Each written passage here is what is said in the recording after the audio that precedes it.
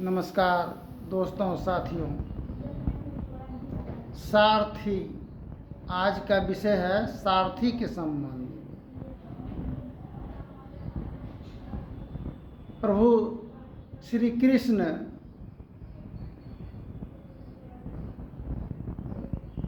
सारथी अर्जुन का बना था।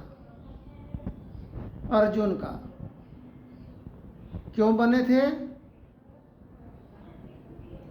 दुष्टों की संहार के लिए प्रभु श्री कृष्ण अर्जुन का सारथी बने। और कृष्ण का सारथी कौन बना? उनका सारथी रुक्मिणी बनी। जिस समय में दोनों की शादी विवाह का व्यवस्था हो रहा था, नहर पक्ष की अनुयायी इस शादी से प्रसन्न नहीं थे। सभी का कहना था कि कृष्ण से शादी नहीं होगा। आज भी ऐसा होता है।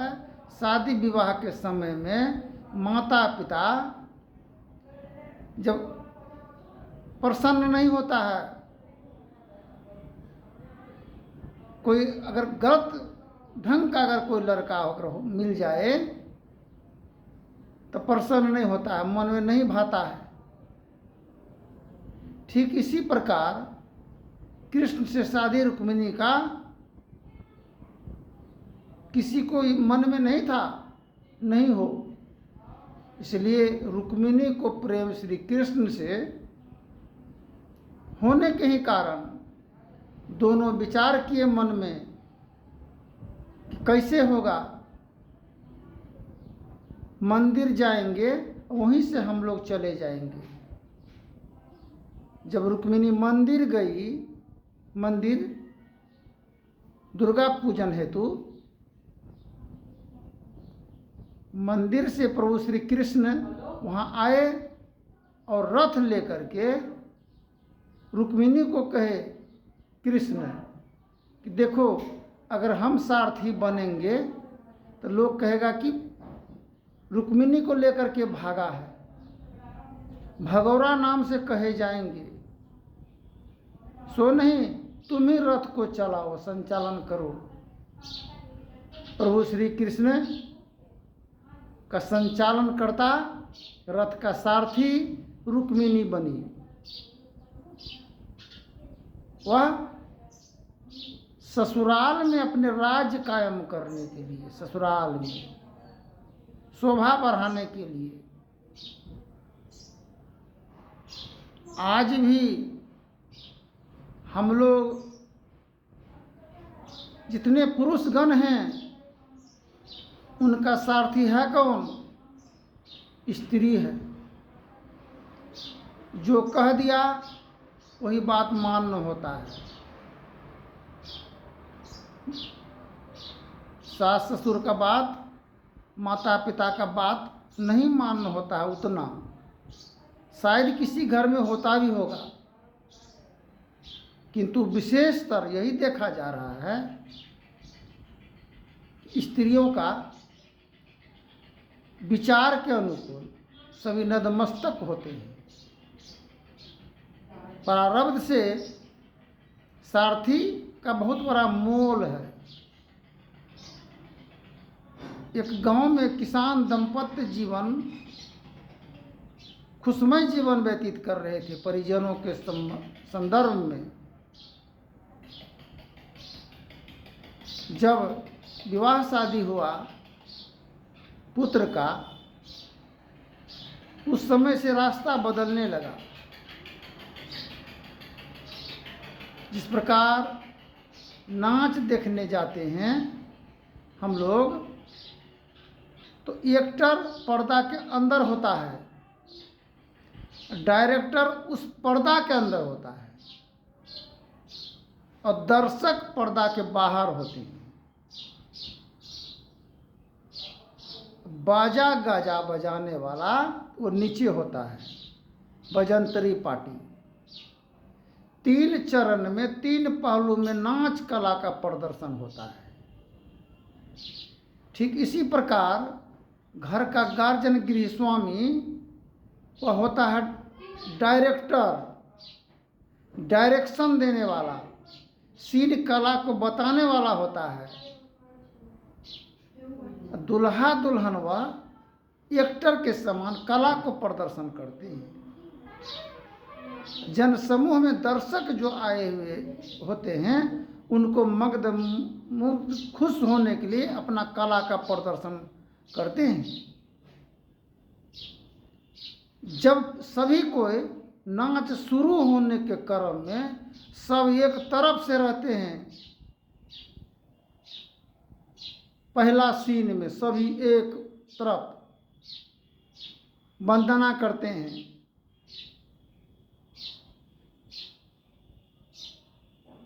वंदना के क्रम में एक साथ सब कोई मिलजुल करके, तो शादी विवाह होने से पहले माता पिता भाई बहन एक जन समूह से जुड़े हुए होते हैं। जब कला का प्रदर्शन होने लगता है तब समूह टूट जाता है, बारी बारी से कला का प्रदर्शन करते हैं, बारी बारी से एक साथ, तब अंतर होता है उस समय में। ठीक इसी प्रकार जब घर में दुल्हन आती है तो डायरेक्टर पर्दा के पीछे होता है, ये एक्टर अपना कला को प्रदर्शन करने के लिए सन्मुख उपस्थित होते हैं, उनका बात और विचार चलता है प्रसन्न करने के लिए दर्शकों को। बाल बच्चा परिजन कुटुंब वो दर्शक होते हैं। कैसा पाठ हो रहा है, नैतिक पाठ हो रहा है या अनैतिक पाठ हो रहा है। हर इंसान का फर्ज बनता है कि नैतिक कला को प्रदर्शन करने का। अनैतिक कला का प्रदर्शन अगर होने लगता है तो सारे ही दर्शक 3 बजे क्या 2 बजे रात करके उठ करके रवाना, रफू चक्कर हो जाता ना। ये नहीं हो रहा है, अच्छा खेल नहीं है, नाच प्रदर्शन अच्छा नहीं है, कलाकार अच्छा नहीं है। आज हम लोग कलाकार के रूप में ये मानव जीवन, मानव तन को प्राप्त किए हैं।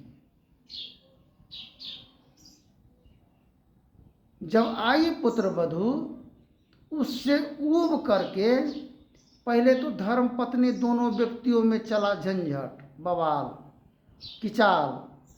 तो बवाल किचाल होने का कारण आखिर क्या है? कोई शराब पीने वाला है, कोई गांजा पीने वाला है, कोई साधु संत में रमन करने वाला है। और परिवार का अगर उचित ख्याल नहीं रखा जाए तो उस जगह खटपट तो होगा ही, झंझट होगा ही, प्रेम संबंध में विच्छेद तो होगा ही। तो पति पत्नी के दोनों नासमझी के कारण, दोनों का मेल ताल नहीं बैठने के कारण दोनों में अंतर मतभेद होने लगा, मनमुटाव। अब ये जब पति पत्नी में होता है, उलझन लगता है, तो कोई शराब की तरफ भागता है और कोई शबाब के तरफ भागता है। किंतु वह गृहस्थ जीव व्यक्ति जो थे वह सत्संग के तरफ भागा। सत व्रत में आप हो अभिशाप क्या करे, गुरु हरि चरण में प्रीत हो युग काल क्या करे। कछुए की दृष्टि दृष्टि हो जंजाल क्या करे। जग आस का है नाश हो भव पास क्या करे। दीर्घ भजन धन खास हो निराश क्या करे। वो भागा सत्संग के तरफ।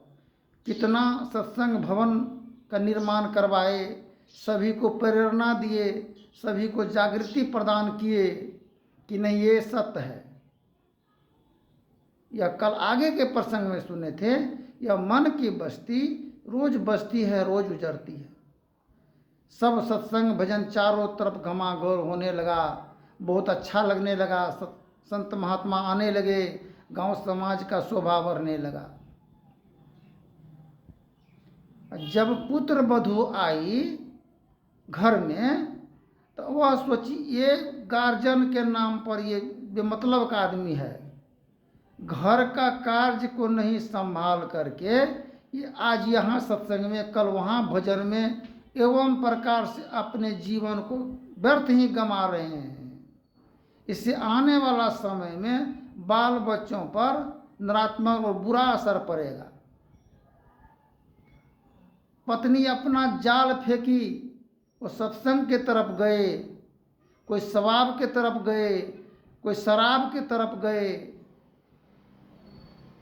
तो शराबी और शबाबी तो मार दंगा फसाद करके घर में किसी का बात चलने नहीं देता है।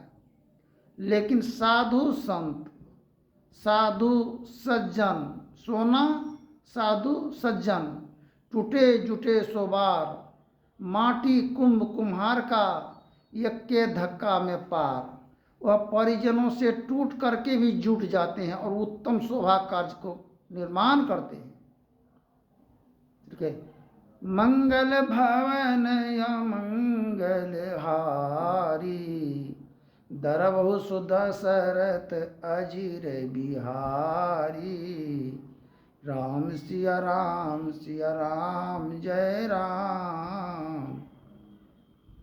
ये मंगल भवन, ये जीवन जो है ये मंगल का भवन करते हैं। कोई सुंदर भवन बनाता है तो गृह निवास के लिए पंडित को बुलाते हैं, निवास गृह निवास हेतु। इस मंगल भवन परमात्मा का, ईश्वर का बनाया हुआ भवन में, इसमें किसका वास कराएंगे, किसको बुलाना पड़ेगा? इसलिए गुरुजन को बुलाते हैं और आत्मज्ञान का वास करवाते हैं, क्योंकि सबसे पहले इसमें अज्ञान का वास है। जिस प्रकार गृह निर्माण कार्य करते हैं तो घर का गृह स्वामी को वास करने से पहले कीड़ा मकोड़ा सांप छुछुंदर का वास हो जाता है। जब उसमें रहने लगते हैं घर की गृह गार्जियन, घर का स्वामी, कुछ तो भाग जाता है, कुछ रह ही जाता है। ठीक इसी प्रकार अवगुण और दुर्गुण, छल कपट इच्छा द्वेष क्रोध विरोध, ये सारी विषधर का वास इस जीवन के अंदर में है। और इस संत महापुरुषों के द्वारा ज्ञान का जब वास होता है भवन में, अमंगल भागता है और मंगल प्रवेश करता है। दंगल जो होता है घर परिवार में, कलह विघ्न, उसका निवारण और समाधान होता है। आत्मज्ञान की ज्योति जलने से अंधकार की नाश होता है, ज्ञान की परम प्रकाश होता है। एक व्यक्ति से पूछे, शिक्षक बड़े और वकील भी हैं, वह नामी गामी आदमी तपन पांडे, पूछे कि देखिए सबसे खुशबू हम लोग लगाते हैं, शायद बहुत कीमती खुशबू होगा 10-20 हज़ार तक का खुशबू होता होगा शरीर में खुशबू प्रदान करने के लिए, लेकिन उस खुशबू से बड़ा खुशबू क्या होता है इसके संबंध में बताइए। बोला ये तो हम नहीं जानते हैं। बोला तो जान लीजिए आप आज, उससे बड़ा खुशबू होता है मनमोहक खुशबू। बोला ये तो किताब में लिखा हुआ नहीं है। बोले पोथी परिपर जगमुआ, पंडित भयान कोई, 2.5 अक्षर प्रेम का पढ़े सो पंडित होए। किताब हम आत्मा का किताब से सारे किताब का निर्माण हुआ है, आत्मा से। कोई आसमान से नहीं बन के आया है किताब पोथी पत्रा, मानव का ही निर्माण किया हुआ है। गोस्वामी तुलसीदास जी को धर्म पत्नी से नाफरमानी अगर हुआ था, वो गोस्वामी तुलसीदास जी नाम बन गए और रामायण को लिखे। वाल्मीकि रामायण भी बना है। कौन बनाया? भूत प्रेत बनाया है, मानव बना। इसलिए सभी में से उत्तम और सर्वोत्तम मानव योनि सर्वश्रेष्ठ माना गया है। अब फिर कर क्या रहे हैं हम लोग? एक कुत्ता अगर भूखता है तो जो व्यक्ति पर भूखता है वो उसको भगाने की कार्य करते हैं या हट जाने की कार्य करते हैं, किंतु कुत्ता के समान भूखने नहीं लगता है वह भी।